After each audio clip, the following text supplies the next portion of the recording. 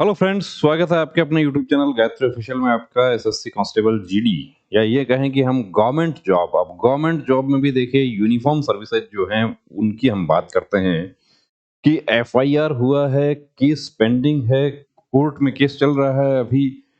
अब एफआईआर हुआ है, आपके ऊपर एफआईआर हुआ है, उस स्थिति में आपकी ज्वाइनिंग पर क्या प्रभाव पड़ेगा उसके बारे में इस वीडियो में हम बात करेंगे। तो क्या एफआईआर होने मात्र से ही आपको परेशानी हो सकती है? एफआईआर तो झूठी भी हो सकती है। कई बार ये भी देखने में आया है कि कैंडिडेट का जब फाइनल रिजल्ट डिक्लेयर हो गया, उसके बाद उस पर एफआईआर हो गई कि किसी ने रंजिशवश गलत एफआईआर दर्ज करवा दिया, कहीं झगड़ा हुआ, उसमें उनका भी नाम डाल दिया। अब नाम डाल दिया, एफआईआर होती है, उसके बाद की स्थिति क्या है? पुलिस आपको उस केस से बाहर निकाल देती है, कोई प्रॉब्लम नहीं है। वो मामला जो है वो न्यायालय में चला गया और न्यायालय ने आपको बाइज्जत बरी कर दिया, उस स्थिति में भी कोई प्रॉब्लम नहीं है। समझौता हुआ तो क्या हो सकता है? आपका केस जो है वो पेंडिंग है, क्या हो सकता है? और जब आपने फॉर्म फिल किया था उस समय आपने क्या आपके ऊपर कोई एफआईआर दर्ज हुई है? क्या आप किसी न्यायालय से सिद्ध दोष घोषित किए गए हैं? ऐसी जो जानकारी देनी होती है उसमें आपने जानकारी नहीं दी थी। या ये भी हो सकता है कि जब आपने फॉर्म फिल किया था उस समय वो केस नहीं था, वो केस उसके बाद हो गया। क्या जॉइनिंग होगी उसमें उसको छुपाया जा सकता है, यानी कि जो अटेस्टेशन फॉर्म फिल किया जाता है, ये सब देखिए बताने से पहले आपको एक चीज बता दें कि आपका पुलिस वेरिफिकेशन कैसे होगा। कि गवर्नमेंट जॉब चाहे कोई भी हो, लेकिन उसमें यदि हम बात करें हमारी यूनिफॉर्म सर्विसेज की, यानी कि आर्म्ड फोर्सेज की, तो आर्म्ड फोर्सेज में विशेष ध्यान रखा जाता है कि कोई भी आपराधिक चरित्र वाला जो कैंडिडेट है वो नियुक्ति ना पाले।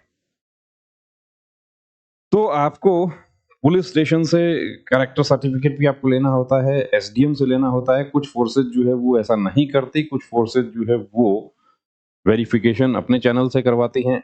अब अपने चैनल से सभी करवाते हैं, लेकिन सीआईएसएफ की बात हम करें, दिल्ली पुलिस की बात करें, ये लोग पहले से ही आपसे पुलिस स्टेशन का कैरेक्टर जो है वो आपसे मांगते हैं। तो यहाँ पर देखना क्या है हमें कि एफआईआर हुआ था, उससे ही क्या प्रॉब्लम हो जाएगी? एफआईआर होने मात्र से सरकारी नौकरी नहीं मिलती है। या यहाँ हम सरकारी नौकरी के संदर्भ में हम बात करें, SSC constable, GDS, CAPF, CPO, SI, ये सब की बात करें, आर्मी, नेवी, एयरफोर्स, इसकी बात करें, नहीं मिलती है एफआईआर होने मात्र से ही, ये कहना गलत है कि एफआईआर तो झूठी भी हो सकती है। जब किसी व्यक्ति पर कोई एफआईआर दर्ज की जाती है और वह अपराध सिद्ध हो जाने के बाद सजा हो जाती है, उस स्थिति में किसी भी प्रकार की सरकारी नौकरी नहीं मिलती है। तो ये बात आपको ध्यान रखनी है कि आपको न्यायालय से सिद्ध दोष घोषित किया गया है, उसके बाद आपको सजा हो गई और आपको नहीं जानकारी थी, आप तैयारी कर रहे हैं, आप बहुत अच्छा स्कोर है, आप निश्चित रूप से फाइनल मेरिट हो जाएगी, लेकिन आप उसको छुपा नहीं सकते। यदि छुपा कर आपने ज्वाइनिंग ले ली तो एक और अपराध आपने कर दिया। वो कैसे कर दिया वो भी बताएंगे। सरकारी नौकरी का आवेदन करते समय किसी भी प्रकार का क्रिमिनल रिकॉर्ड छिपाने की गलती नहीं करनी है। हाँ, कुछ हमारे एसएससी जीडी में या सीपीयू एसआई में ऐसे कैंडिडेट्स होते हैं, या सीएपीएफ, कोई भी फोर्स की बात करें, कि वो क्या होता है कि जब फॉर्म फिल कर रहे होते हैं उस समय जानकारी नहीं देते, या जब मुकदमा दर्ज हुआ था उस समय उनकी उम्र जो थी वो 18 से कम थी, यानी कि वो जुवेनाइल थे। तो वो जुवेनाइल बोर्ड में मामला चल रहा था, वहां पर अभी भी लंबित चल रहा है, कुछ ऐसे भी मामले हैं। तो एक तो देखिए छुपाना नहीं है, आपने उस समय छुपा लिया, अब नहीं छुपाना है। ज्वाइनिंग के समय जानकारी आपको देनी होगी। सीआईएसएफ की यदि हम बात करते हैं तो सीआईएसएफ तो अपेक्षा करती है कि जिस दिन आप उपस्थित होते हैं पूछा जाता है आपको, और यदि आपने केस के पेपर्स प्रोड्यूस कर दिए, चाहे आप बाइज्जत बरी ही क्यों ना हो, आपको उस दिन ज्वाइनिंग नहीं दी जाएगी। आपके पेपर्स जो हैं वो दिल्ली जाएंगे, दिल्ली में स्टैंडिंग कमेटी जो है वो उसका स्क्रीनिंग करती है, केस के जो मेरिट्स डिमेरिट्स वो सब देखे जाते हैं कि किस तरह का केस है, समझौता हुआ है या बरी हुए हैं, क्या हुआ है क्या नहीं हुआ है, ये सब चीजों पर गौर करने के बाद आपकी ज्वाइनिंग जारी की जाती है। कितना समय लग जाता है? तो समय की यदि हम बात करें तो 2023 वाले जो कैंडिडेट्स हैं उनमें से कुछ को हम पर्सनली जानते हैं, जिनका अभी 2 महीने पहले ज्वाइनिंग हुआ है। अब इसके बाद देखिए, आपने पास कर लिया, आपने छुपा लिया तो एक अपराध और कर दिया। अगर आपका क्रिमिनल रिकॉर्ड सामने आता है, कैसे आएगा? डीएम ऑफिस के थ्रू आपका वेरिफिकेशन होता है कि जो भी संबंधित फोर्स है वो आपका रिकॉर्ड भेजती है आपके जिले के डीएम ऑफिस में।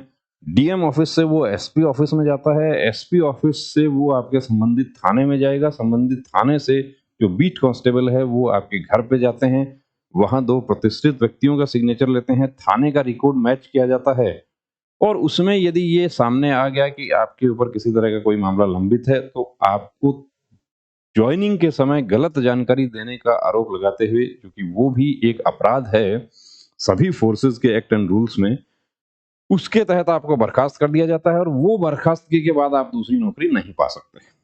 तो नौकरी से बर्खास्त किया जा सकता है। अगर किसी व्यक्ति पर कोई छोटा-बड़ा क्रिमिनल रिकॉर्ड है, तो इस आधार पर आपका आवेदन रद्द नहीं किया जा सकता है। इस जगह पर ये मायने रखता है कि कैंडिडेट पर किस श्रेणी का केस दर्ज है। कई बार ये देखा गया है कि कैंडिडेट्स को ये डर रहता है कि मैं यदि फॉर्म फिल करते समय केस की जानकारी दे दूंगा तो मेरा फॉर्म रिजेक्ट हो जाएगा। रिजेक्ट नहीं होगा फॉर्म, लेकिन ज्वाइनिंग जो है वो देखिए, आपका कैरेक्टर जो है वो बिल्कुल पाक साफ होना चाहिए, उस स्थिति में ज्वाइनिंग होती है। अब गलती हो गई तो क्या करें? ठीक है, फॉर्म फिल किया था उस समय नहीं दिया था जानकारी, लेकिन जब ज्वाइनिंग होगी तब देनी।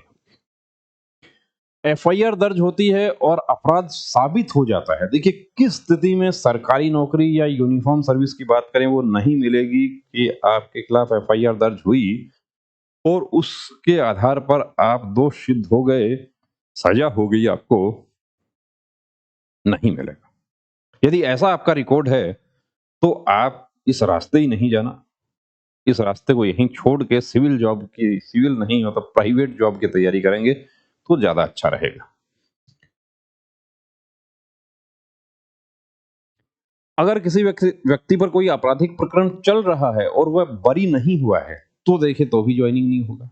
यहाँ पर सरकारी नौकरी लिखा है हमने, लेकिन हम बात कर रहे हैं एसएससी कांस्टेबल जीडी की या सीएपीएफ के दूसरे रिक्रूटमेंट्स की।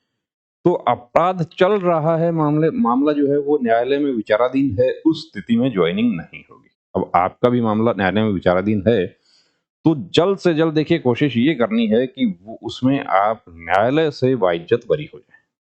क्या आप समझौता करते हैं तो भी परेशानी आ जाती है। ऐसे बहुत सारे केसेस देखने को मिले हैं कि जिसमें समझौता हो गया और समझौते के आधार पर केस खत्म कर दिया, उसमें भी ज्वाइनिंग नहीं हुई, विशेष रूप से यूनिफॉर्म सर्विसेज में।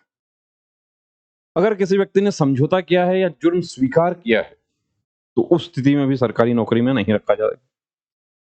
अब देखिए, कोई कर्मचारी नियमों को तोड़कर गलत काम करता है कि ऐसा आपको एक केस बताते हैं। दौसा राजस्थान के कैंडिडेट जो बीएसएफ में भर्ती हुए थे कांस्टेबल स्वीपर में, और इसी दौरान भर्ती दूसरी आ जाती है और उसमें वो कांस्टेबल कहार से आवेदन करते हैं और कांस्टेबल कहार में वो फाइनली सेलेक्ट हो जाते हैं। उन्होंने बिना रिजाइन किए हुए कहार में ज्वाइन कर लिया। अब जब वो नहीं जाते हैं अपनी ड्यूटी पे, तो क्या होता है कि उनका एप्रीहेंशन रोल जारी होता है एसपी ऑफिस को। एसपी ऑफिस से वो रोल आता है पुलिस स्टेशन में। पुलिस स्टेशन में वो रोल आता है, उसको उस पर कोई एक्शन नहीं हुआ, लेकिन इसी दौरान जो है उनका जो कहार में जो ज्वाइनिंग हुआ था उसका फिर से पुलिस वेरिफिकेशन आ जाता है।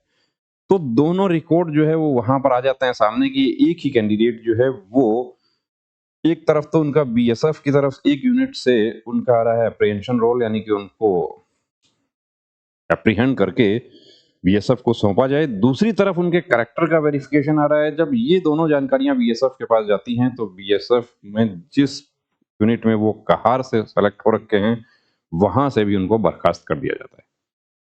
हालांकि बाद में माननीय दिल्ली उच्च न्यायालय ने उस केस में कैंडिडेट के पक्ष में फैसला दिया और उनको कहार पर उनको नियुक्ति मिल गई थी लगभग 2 साल की कानूनी लड़ाई के बाद।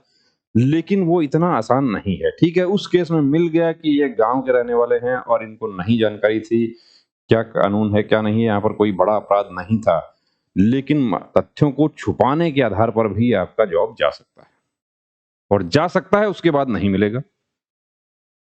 सेवा स्थायी रूप से खत्म कर दी जाती है। अब इसमें सुप्रीम कोर्ट का एक फैसला देखिए ये आ गया है। क्या है कि एक आदेश के मुताबिक अगर किसी व्यक्ति पर कोई आपराधिक मामला चल रहा है लेकिन वह न्यायालय से बरी हो चुका है, बाइज्जत बरी हो चुका है, तो उसे सरकारी नौकरी की पात्रता दी जा सकती है, नहीं दी जाएगी, बिल्कुल दी जाएगी। तो हमारे तमाम वो कैंडिडेट्स जिन पर कोई मुकदमा चल रहा है, कोशिश करें न्यायालय से बरी होने की। जिनका मुकदमा था और वो उनको सजा हो गई थी, तो उसमें वो अपील कोर्ट में जाने की कोशिश करें और वहां से अपने पक्ष में उसको फैसले को करवाने की कोशिश करें, अन्यथा ज्वाइनिंग नहीं होगी। और जिनका ऐसा है कि जिन्होंने अपराध किया था या नहीं किया था, वो देखिए बात की बात है, लेकिन फॉर्म फिल करते समय उन्होंने जानकारी नहीं दी थी, तो अब ज्वाइनिंग के समय उनको पूरी जानकारी उसकी देनी होगी। जानकारी नहीं दिया तो आप परेशानी में पड़ जाएंगे। अब आपका कोई ऐसा मैटर है और आप हमारे साथ अपनी जानकारी शेयर करना चाहते हैं, तो आपको व्हाट्सएप नंबर आपको दे देते हैं। इस नंबर पर आप व्हाट्सएप मैसेज कर दीजिए। आपका कोई डाउट है दूर करने की बिल्कुल कोशिश की जाएगी।